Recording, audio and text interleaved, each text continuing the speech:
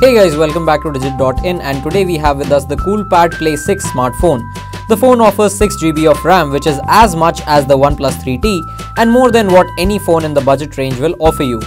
But we asked the same question as we did with the OnePlus 3T. How much RAM do we actually need?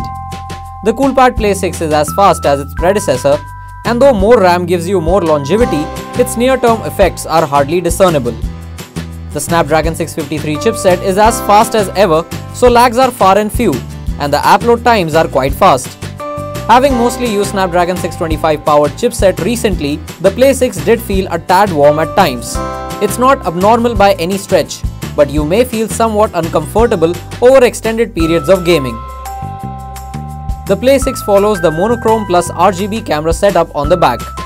The phone also uses the secondary camera for depth measurements to create bokehs. That puts it in contention with the sea of dual camera smartphones in the budget range. The Play 6 takes good photos when you are shooting in well-lit conditions, but Coolpad's phone is somewhat behind on indoor and low-light shooting capabilities. Also, it produces somewhat desaturated colors across the board. We found that the images were sharp and reasonably detailed in proper lighting, but shadow details are not very well represented. In low light, images are marred by noise and become quite grainy. In more difficult low-light scenarios, the Play 6 often darkens entire sections of the frame, making images unusable. Details are lost and images are still done. On the bokeh mode, which Coolpad ambitiously calls SLR mode, you will get good-looking bokehs, but they are far from perfect. Overall, while the Play 6 has a decent camera, there is certainly room for improvement.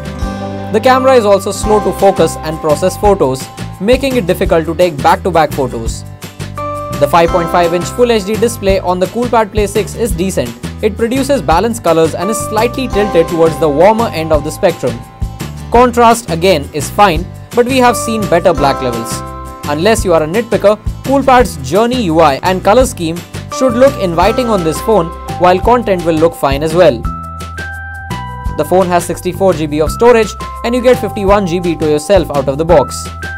Design-wise, the phone looks almost the same as the Coolpad Cool 1. It's made completely of metal and also resembles La Echo La 2 in some ways. The fingerprint sensor lies on the back along with a dual camera module as well. It's got a wide form factor, so you won't find it easy to use with one hand. However, it's possible. The only build issue we found was with the SIM tray. The tray would stick when trying to eject using the SIM removal tool. If you look at it closely, it is evident that the tray does not fit properly with a noticeable wobble. The 4060 mAh battery on the Coolpad Play 6 runs a whole day quite easily for light and medium users.